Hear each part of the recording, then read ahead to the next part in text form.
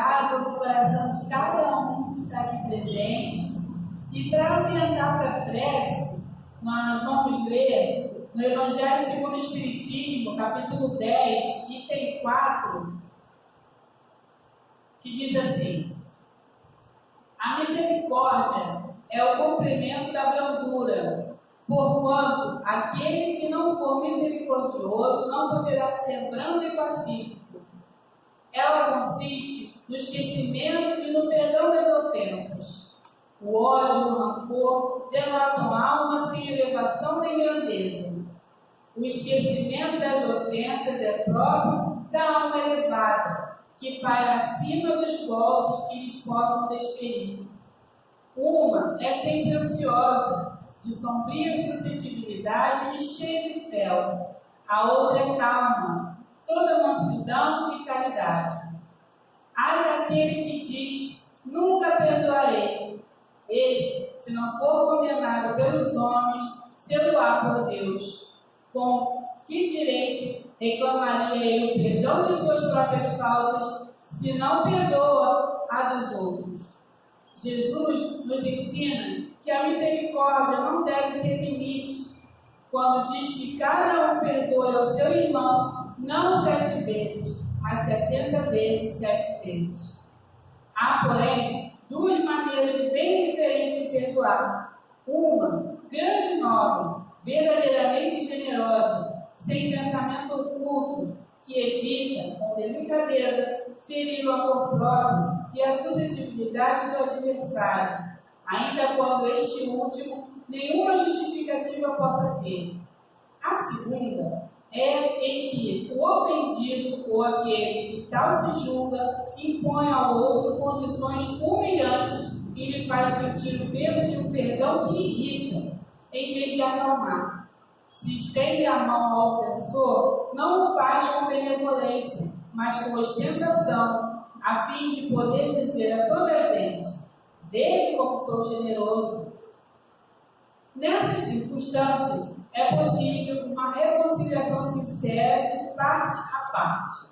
Não há aí generosidade, há apenas uma forma de satisfazer o orgulho. Em toda contenda, aquele que se mostra mais conciliador, que demonstra mais desinteresse, caridade e verdadeira grandeza da alma granjeará sempre a simpatia das pessoas imparciais. Vamos orar, meus irmãos. Agradecer ao Pai por esta noite maravilhosa, pela essa oportunidade, Senhor, de estarmos todos aqui, onde poderíamos estar em qualquer outro lugar, Senhor.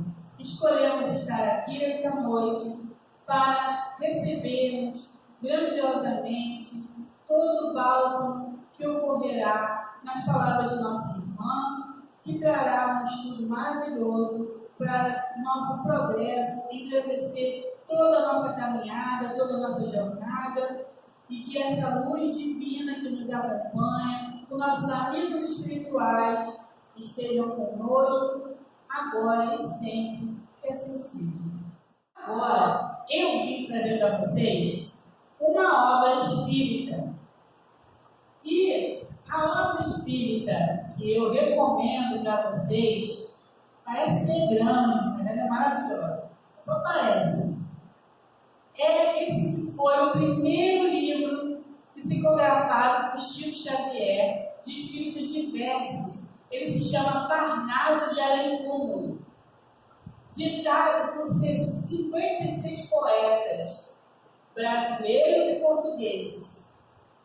Preciosa coletânea, quer pela variedade de temas, quer pela superior inspiração, apresentando os autores uma das provas subjetivas mais robustas em favor da sobrevivência da alma após a morte. O Chico Xavier, médium que veio se tornar um dos mais úteis instrumentos da espiritualidade superior, com um grande número de obras editadas. E ele trouxe para a gente, quem gosta de poesia, é uma maravilha ler. Eu sempre recorro a ele para ler, para trazer assim, uma leitura edificante, fazer uma declaração de amor para quem eu amo, que tal buscar aqui numa poesia, né, trazida aqui pelo nosso irmão. Então fica aqui a dica, Parnaso de Além Túmulo de Chico Xavier, escrito de versos. Agora eu vou trazer para vocês a nossa parte de palestra, que é a parte mais importante, que estamos hoje iniciando o mês de homenagem ao livro espírita. Hoje o tema será Chico Xavier e sua contribuição mediúnica para a literatura espírita, com a nossa expositora da noite, Cléia Souza, que ela frequenta o Grupo Espírita Amadeu Ferretti, que fica lá na rua Potiraguá 290, em Campo Grande. Então vamos prestigiar a nossa querida irmã nessa noite. Irmãos, boa noite. É sempre uma alegria retornar essa casa, nos oferece trabalho, né? E isso é uma das características da doutrina que escolhemos, o trabalho. Então, qualquer atividade dentro da casa espírita é feita pelos trabalhadores da casa espírita. É sempre bom lembrar isso. Então, aqueles que estão aqui hoje, sentadinhos, com o papel de frequentador, se torna um trabalhador e recebe a tarefa para ser realizada, né? Então, temos muitos trabalhos na casa espírita, e sempre precisando de trabalhadores. Essa casa, e assim como todo o movimento espírita, reserva o mês de abril para homenagear, relembrar, comemorar o livro espírita.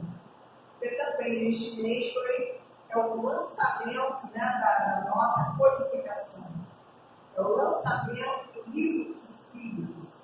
Então é um marco para a doutrina que escolhemos. E, consequentemente, todas as obras advindas desse conceito, dessa ideia, dessa codificação, ela também deve ser analisada, observada, escolhida, porque é diferente, né? O livro espírita de um livro mediúnico. Nós estamos falando do livro espírita, ele traz conteúdos relacionados com a codificação espírita. E hoje nós vamos falar desse grande divulgador da doutrina, né? Desse grande médium, desse grande homem, desse homem simples, mas com uma grandeza enorme em toda a sua trajetória terrena. Então, ele não veio só trazer a literatura, mas ele era um médico de amplas condições, de faculdades amplas, e juntando com a sua humildade e a sua caridade, ele fazia coisas incríveis, tem mil histórias. Né? Quando eu recebi o tema, eu falei, nossa, eu vou ter que tomar cuidado para me limitar no tema central, que é falar sobre a mediunidade e o que esses livros representam para nós, espíritos. Mas é sempre bom a gente pegar aquelas histórias que são vários autores reúnem as histórias dos Chico, Chico era muito divertido, gostava de fazer, né, de contar essas histórias, gostava de fazer graça com as situações da vida, era uma pessoa extremamente otimista. E aí para a gente começar nesse preparo do estudo, eu peguei uma narrativa bem interessante desse médium que conta esse historiador que ele chegou à casa onde Chico fazia seus trabalhos, uma pessoa um tanto perturbada, não só espiritualmente, mas tinha uns agravos físicos, mentais, e a pessoa levou dizendo, Chico, não aguento mais, ajuda, vê o que você tem que fazer. Ele, não, deixa ele aqui, aquele jeito humano do Chico. Mas ele não parava, era agitadíssimo e tal, e Chico conversou com ele de forma específica, e quando a pessoa voltou, ele falava mais tranquilo, mais calmo. O que você fez? Não, ele agora, eu nomeei como meu aplicador de passe exclusivo. Como assim, Chico? À medida que ele vem aplicar o passe em mim, eu consigo adentrar as suas dificuldades mentais e espirituais que ele não permitia na sua agitação. Então ele se concentrava no aplicador de passes especial do Chico, e o Chico aproveitava para pedir a ajuda que ele necessitava. Imaginamos aqui que a cada momento que ele aplicava o passe do Chico, ele ia sendo ajudado pela espiritualidade. Agora, aí a gente olha para esse médium, né? Que olhar humano, que olhar caridoso, de simplicidade e de observação. Então é assim que ele tramitou aqui a sua jornada terrena. E a gente hoje vai fazer assim resumida de todo esse inúmeras instituições, inúmeras casas, inúmeros espaços com seu nome, e com certeza vai, cada dia, se reúnem, elevam seus pensamentos a Deus, a Jesus, a espiritualidade, onde Chico estiver, estará recebendo toda a nossa homenagem. Então, que tenhamos uma noite de reflexões com esse médium maravilhoso. Então, ali, o tema de hoje é a contribuição dele para a literatura espírita, né, como a gente já comentou dessa diferença. E vamos só conhecer um pouquinho do Chico, rapidamente, para a gente ter noção de que ele preparou para ler, né? Francisco Cândido Xavier, conhecido como Chico Xavier, médico, filantropo, um dos mais importantes correntes do Espiritismo. Ele nasceu em 2 de abril de 1910, em Pedro Leopoldo, Minas Gerais, desencarnou em 30 de junho de 1202, aos 92 anos, em Uberaba, Minas Gerais. Ele tem um filho adotivo, Euripides Humberto Gino Reis. Esse filho, ele hoje, né, organiza e cuida do material literário antigo e do que deixou, virou museu, a casa dele aberta a visitações. Então, quem estiver interessado depois, é só entrar lá no site da internet, que na internet tem todo o esclarecimento. E, para a gente, eu queria saber mais sobre ele. Um filme lindo, né, lindo, maravilhoso, que é Chico Xavier. O nome do filme é esse, Chico Xavier, o filme. Então é só buscar, pode utilizar a rede, o YouTube, que ele já é um filme liberado, vamos dizer assim, né? Você pode baixar, assistir e conhecer um pouquinho mais da vida desse médico. Nascido numa família humilde, 8 irmãos. O pai, João Cândido Xavier, vendedor de bilhetes de loteria. A mãe, Maria João de Deus, lavadeira, ambos analfabetos. E aí o detalhe que a gente faz essa pausa, né? A mãe de Chico faleceu quando ele tinha 5 anos. E Chico e seus 8 irmãos passaram por inúmeras dificuldades, muito lindamente retratadas nesse filme. Tá? E a gente vai deixar aí a curiosidade para que vocês busquem saber um pouquinho mais de como foi essa trajetória do Chico. Vamos dar um salto para o Chico, né? Já com a sua mediunidade aflorada, desde criança. E essa mediunidade aflora quando a sua mãe se encarna. Porque ele começa a ter contatos com a mãe. Então, a mediunidade dele vamos dizer assim, já desde muito jovem, ele já percebe essa mediunidade. Evidentemente, a gente sabe, até hoje, né? Nós estamos já em 2024, e a gente sabe que muitas situações a gente às vezes ignora ou não valoriza aquelas percepções daquela criança, e a gente precisa observar mais, né? E ele tinha o seu cantinho, não é outra coisa vulgada. Quando ele se sentia acuado, ele corria para os braços da mãe. Isso é uma foto do filme. Né? Os únicos momentos de paz que ele tinha era quando ele trocava esses diálogos com a mãe. Ele sofreu alguma alguma situação na casa, onde ele vivia com a madrasta, quem fosse, ele pedia ajuda à mãe. Corria lá numa árvore e ficava lá com a mãe acalentando. E aí eu coloquei ali que todo mundo conhece essa água da paz, né? E é nesse momento que a mãe dele fala sobre isso, sobre paciência, resignação e fé em Jesus, para que ele, vamos dizer assim, superasse aquela dificuldade, que ele iria encontrar mais tarde uma condição melhor de sobreviver a tudo que ele estava passando. E aí, mais uma vez, né, a gente deixa lá para vocês verem, mas é quando ele encontra essa madrasta que foi uma bênção na vida dele. Né? E essa água da paz, que a gente fala muitas vezes dizendo, olha, você vai da paz. É quando você está desequilibrado, ou irritado, ou com vontade de falar alguma coisa que não tem, está um pouquinho fora daquele, né, daquela gentileza, use a água da paz. Experimente esse recado da mãe de Chico. Bota a cunha na boca e fica com ela na boca. Certo? Você não consegue falar com a água na boca. Então a água também vai acabando e a gente consegue ficar equilibrado para dar continuidade a uma conversa, a uma troca de ideias, né? Mas conta os historiadores que o Chico saiu procurando onde vendia a água da paz. Onde vendia a água da paz? E aí ele ficou procurando.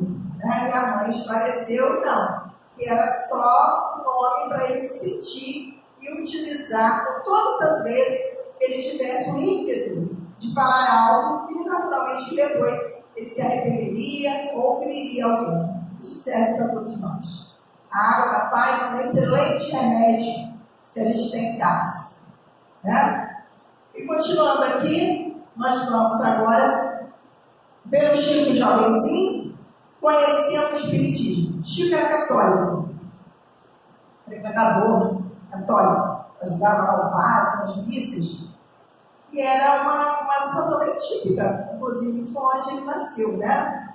Onde ele morava, na cidade do interior. Então era comum essa religiosidade católica, como a maioria das nossas cidades brasileiras. E nesse período, quando a madrasta dele desencarna, ele ficou muito abalado.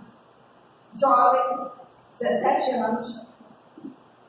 No mesmo período que a madrasta desencarna, uma das suas irmãs começa a ter surtos, uma insanidade mental.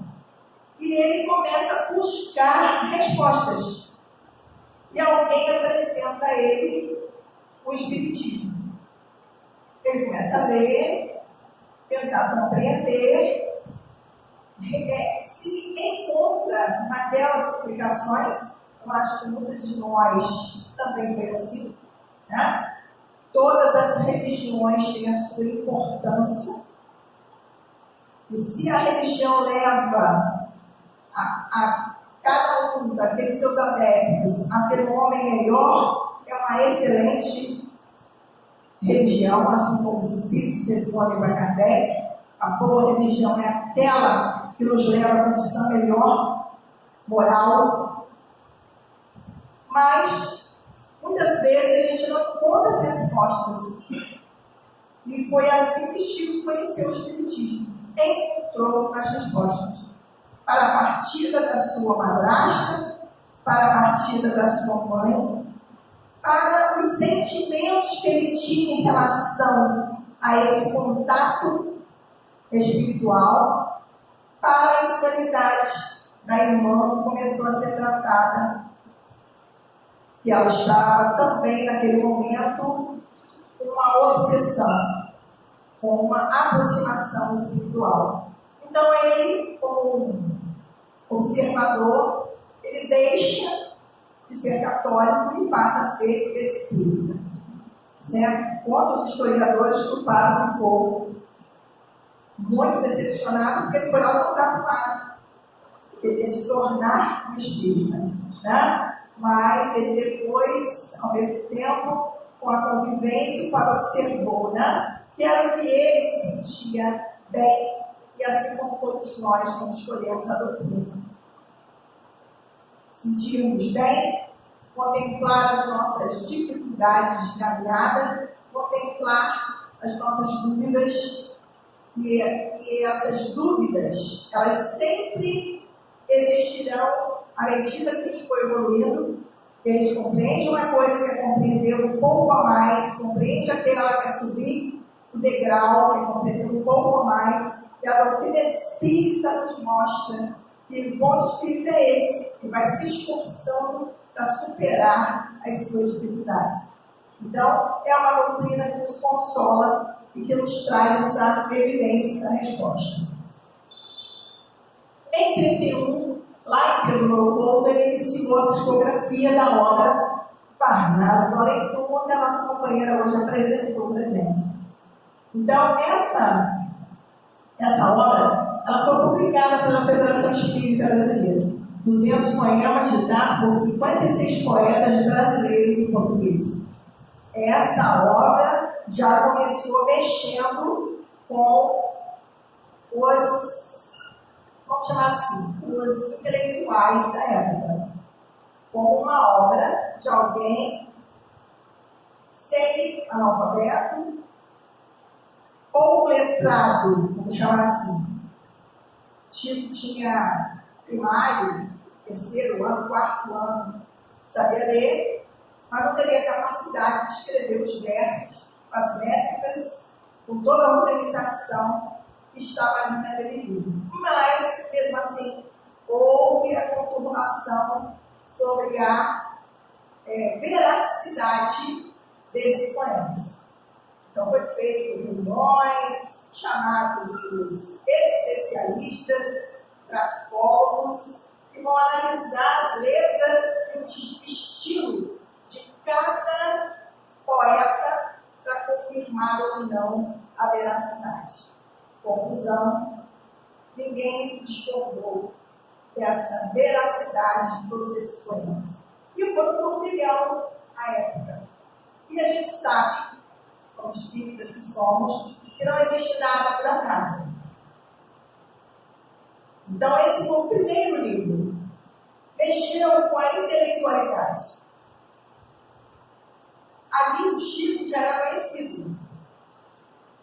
Já começou a ficar uma pessoa que recebia recados do mundo espiritual. Não era simplesmente um consultor, que era bem comum à época. Então, as pessoas consultavam os médiuns. Ele não. Ele vinha não para mexer com o vizinho, ou o amigo, ou o colega, ou alguém indicado. Ele veio para mexer com o coletivo. Então, esse livro, quando balança a intelectualidade, tinha esse propósito. Analisar a possibilidade de receber mensagens, instruções, orientações do plano espiritual.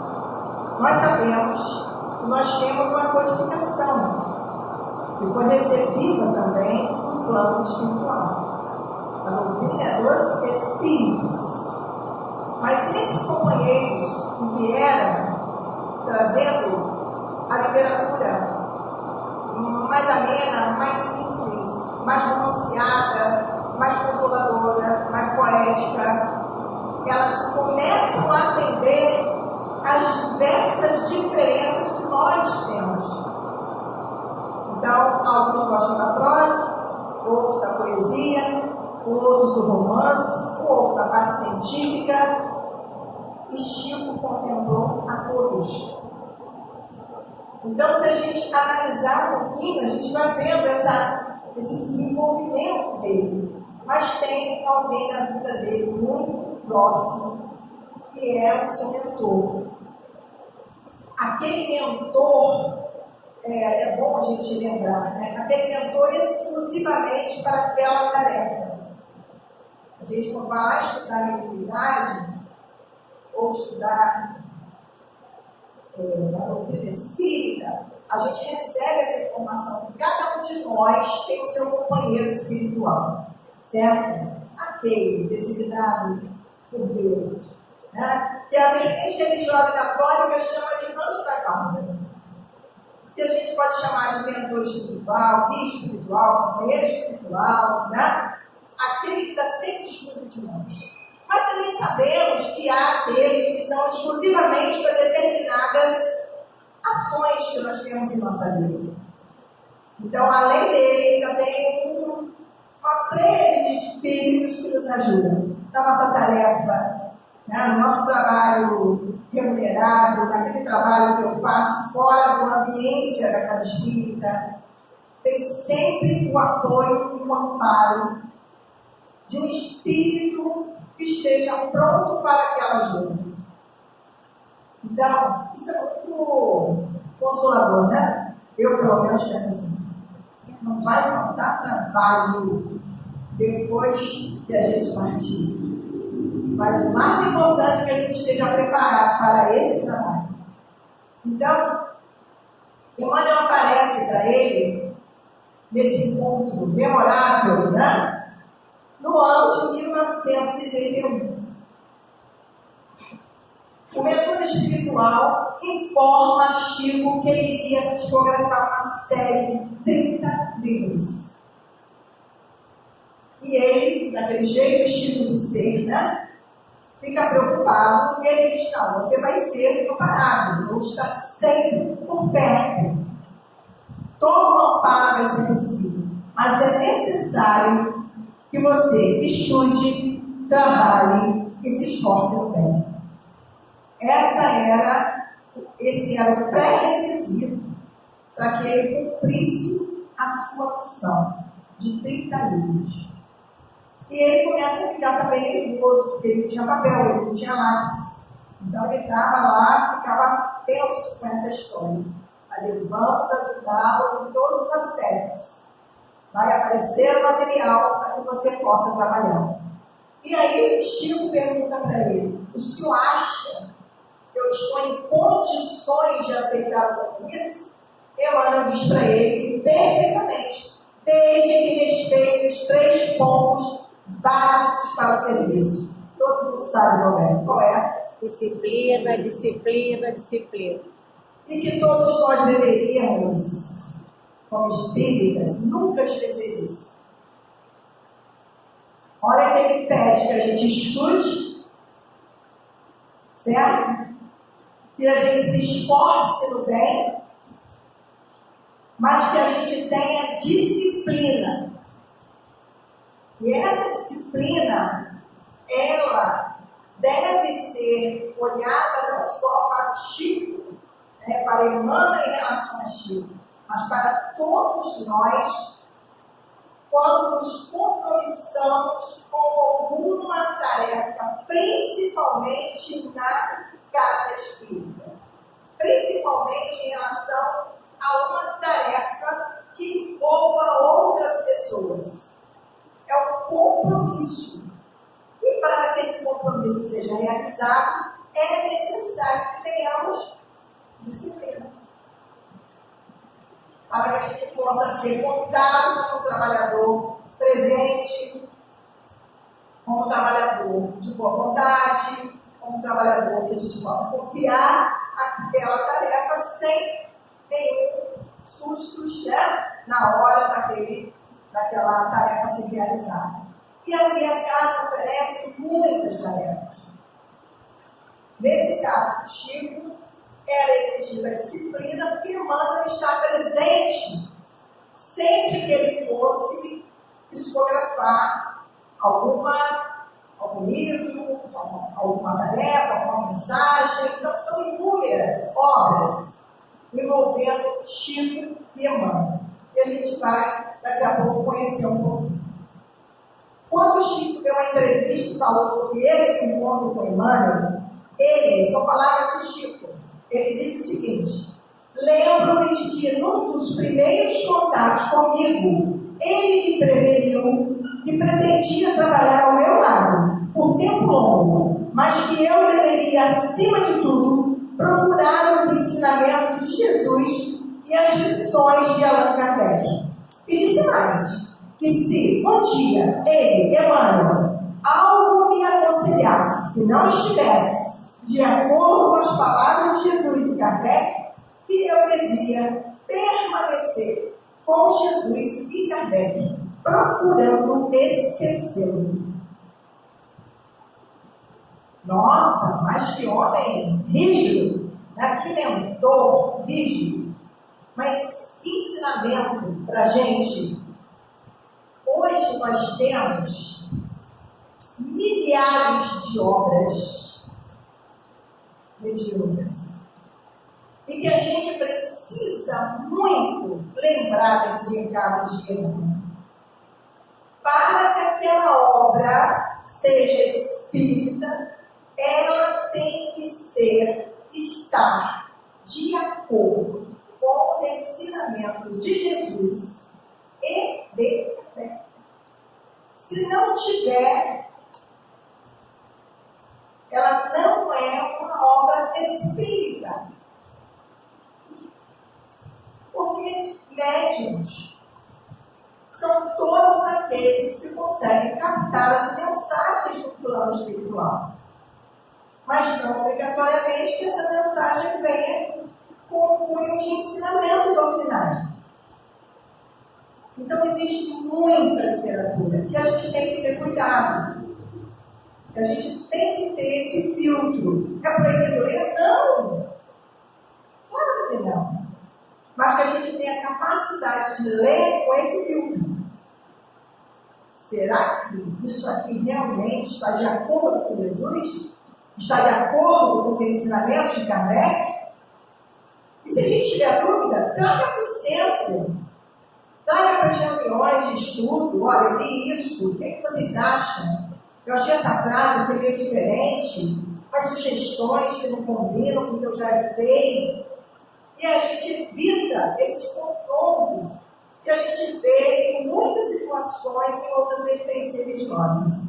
Não estou de acordo, não concordo, a codificação está ultrapassada.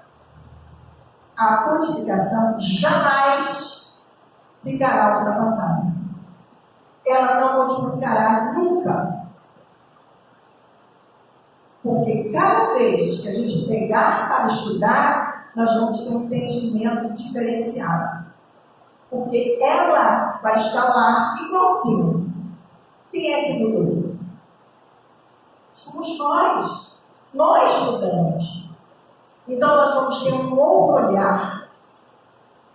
Uma outra forma de viver e de entender um capítulo do Evangelho. Mas ele não vai mudar. Os ensinamentos de Jesus não vão se modernizar. Nós é que temos que ler trazendo para o século XXI. Nós é que temos que estudar trazendo aquele conceito para o entendimento atual. Porque senão a gente vai dizer, não, para que vamos para isso? Para que vamos para duelo? Ninguém mais sai na rua duelando com ninguém? Não? Vamos trazer o século XXI? Já viram os duelos nas redes sociais? Já viram que duelos ferrenhos, que armas poderosas, por trás de muitas vezes de incógnitas que ninguém sabe quem é? Então, não está defasado. É só a gente trazer para os momentos que vivemos. Então, se a gente tiver dificuldade, a casa está sempre aberta nos seus momentos de estudo e troca essas ideias, esclarece essas ideias. Então, esse recado de Emmanuel para Chico, ele cabe perfeitamente para todos nós. Perfeitamente. Para a gente estar sempre no alerta, né? Sempre buscando Jesus, Kardec. E aí a gente vai conseguir fortalecer a nossa doutrina cada vez mais. Ela ficando cada vez mais robusta nesse entendimento. Agora eu vou falar um pouquinho das obras. Só para... Não vou falar das 450. Respire, respire. né? Cerca de 450 horas. É só que ali por trás a gente pegou algumas fotos, né? Mas tem obras que são fundamentais. E tem um historiador interessante que ele diz assim: a primeira fase de Chico escrevendo, as obras tinham uma espécie de chamamento.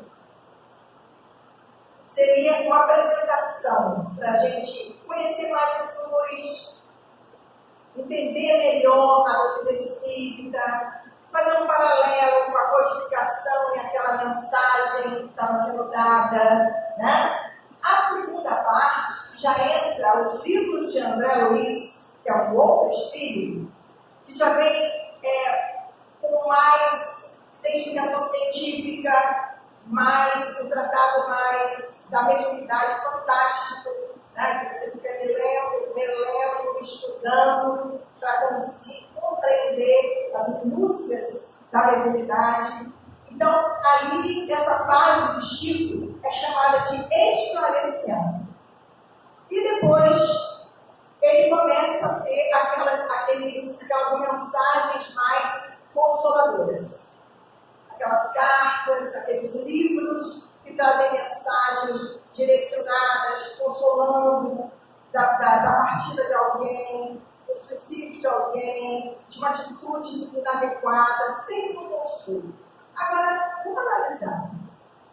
Chamar, esclarecer, consolar. Isso é nossa doutrina. Isso é a doutrina que escolhemos. Primeiro a gente recebe o chamado. Vai lá, vai sim, lá você vai entender. Lá você vai melhorar.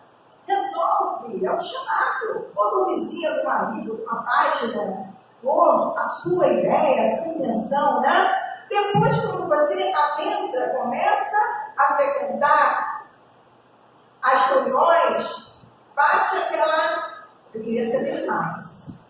Isso não ficou bem claro. Lá aquela pessoa falou, mas eu queria saber mais. Aí procura. Como é que eu estudo isso? Aí é apresentado ao estudo. E aí no estudo você debate, você lê, você discute, você põe dúvidas, resolve as dúvidas e cria mais dúvidas, é o esclarecimento. E o que mais lindo que essa doutrina nos faz? Quando você tem esclarecimento, ela nos consola. Não há consolo se você não tem entendimento. Pode ter um amenizar, mas consolar só com compreensão. E a compreensão só se vai realizar no estudo, no esclarecimento. Então é perfeito essa observação. Chico psicografou cerca de 450 obras, valiosa contribuição ao entendimento do Espiritismo. Não admitia ser o autor de nenhuma delas. Nunca. Falasse com ele, Chico, aquele seu livro, ele tinha para repetir. Quem é o autor? Podia ser Emmanuel, podia ser André Luiz, podia ser uma cozinha do Casimiro, podia ser um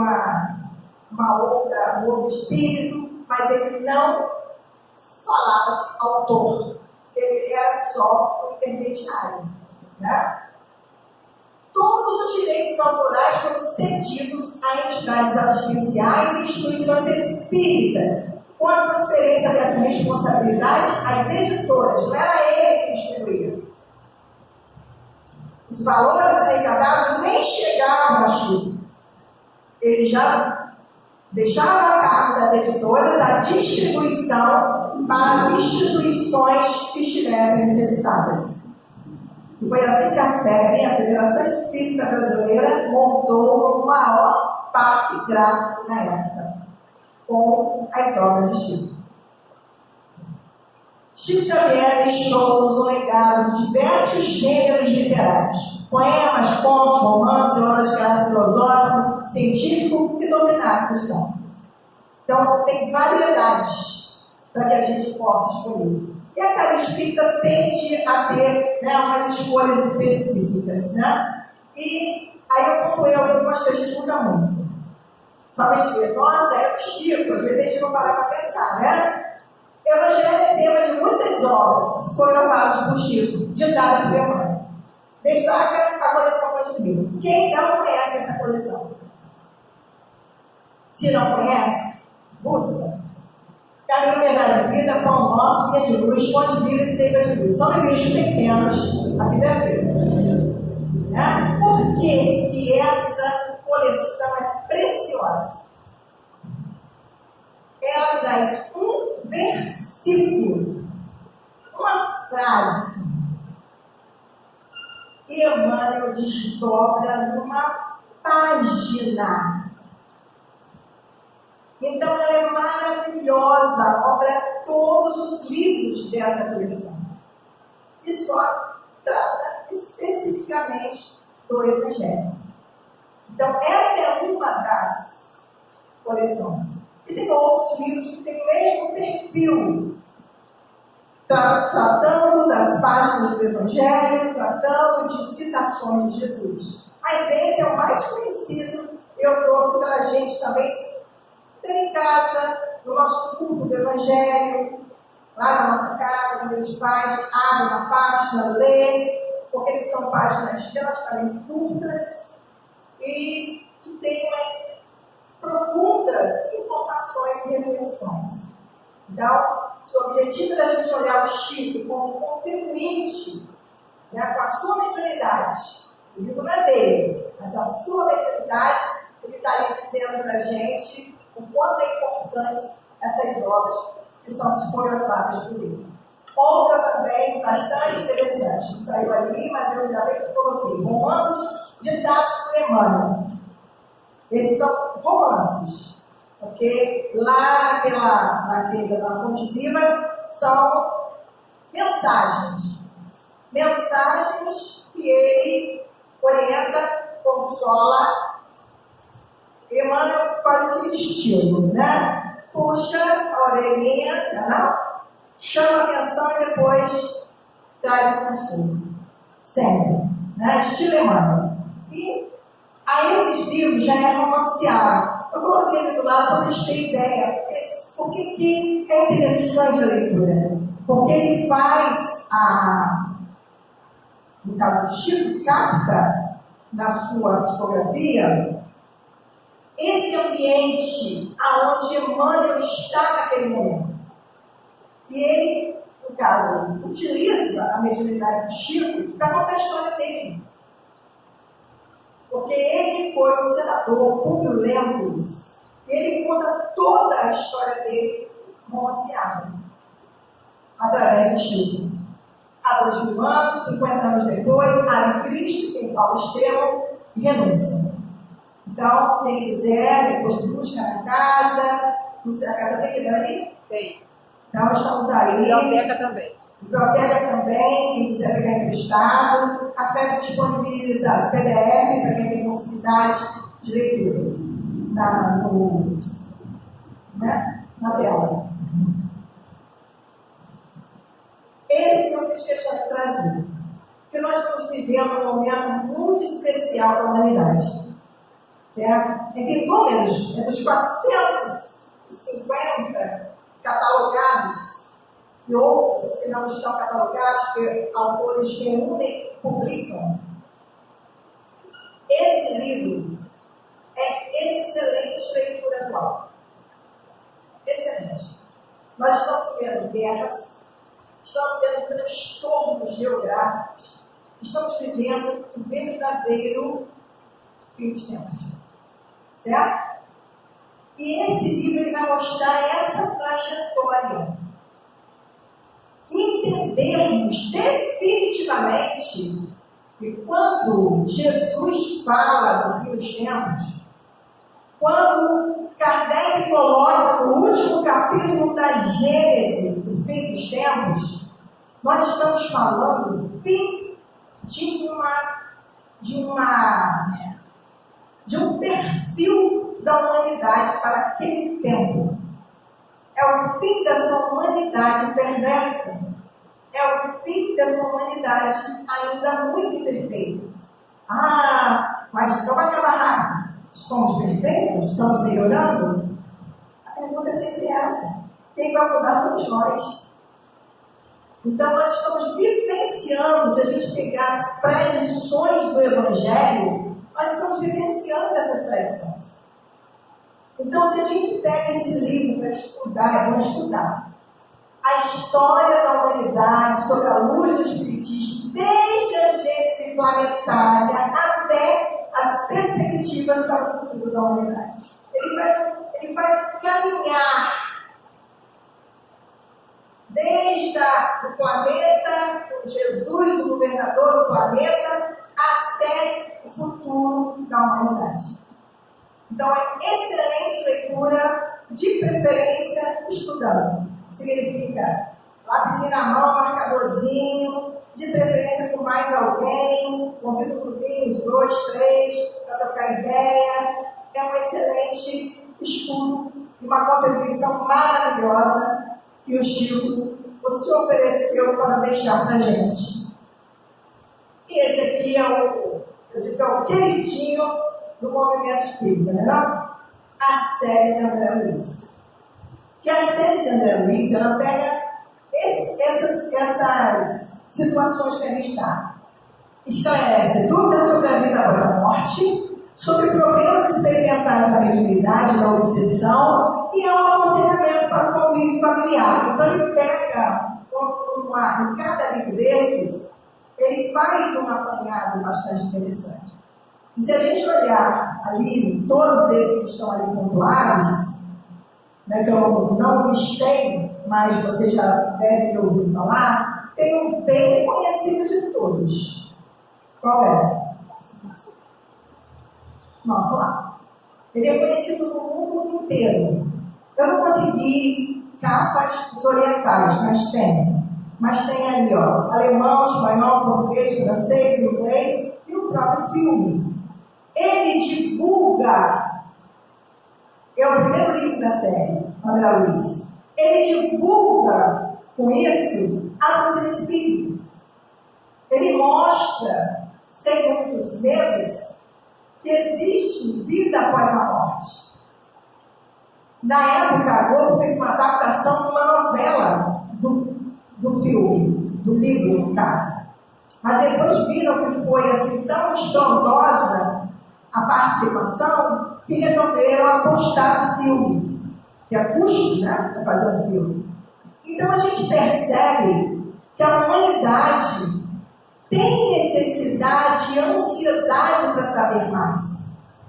E eu digo que nós já somos privilegiados, que temos nas nossas mãos essas obras, esse conhecimento. E temos a responsabilidade de utilizá-los e fazer valer nos momentos que pode ser orientado. E a gente aprende que a melhor forma de você divulgar a doutrina é através de quê? É falando? Como é que a gente fala? Através do exemplo. Certo? Através do exemplo. Então, quando você exemplifica aquele conhecimento, você mostra aquele aprendizado que está valendo para você e que pode valer para o irmão que está necessitado. Então, Nosso Lar, uma das obras mais populares da literatura, mais vendida e divulgado, de assistir essa obra de Chico Xavier, no ano de 2010 se tornou um filme que já tinha, um livro vendido mais de 2 milhões de exemplares. Então, muitas pessoas não espíritas leram ou assistiram o filme Nosso Lar, assim como agora que fizeram o Nosso Lar 2, que é o livro dos Mensageiros. É o segundo livro da série. São 13. Eu estou pensando aqui, será que eles vão fazer outros filmes? Pode ser, eles estão seguindo. Os Mensageiros é o segundo livro da série. Tá? E aí, em 1999, Chico publica o seu último livro, intitulado Escada de Luz, de Espíritos Diversos. Esse livro tem um perfil da consolação. Tem vários textos consoladores que vem ali dando um alento à nossa alma, lendo aquilo para você se encontrar na sua família, com seus amigos. Então, é um livro de consolação desse finalzinho. E aí, para a gente fechando, Você vê que esse ponto de trabalho, Chico conseguiu fazer do Brasil a maior nação espírita do mundo. Mais de 3,8 milhões de brasileiros se dizem seguidores da religião. Contando os simpatizantes, o número pula para 30 milhões. Esse talvez seja o maior legado do médium. Tornar a religião espírita acessível, conhecida e respeitada.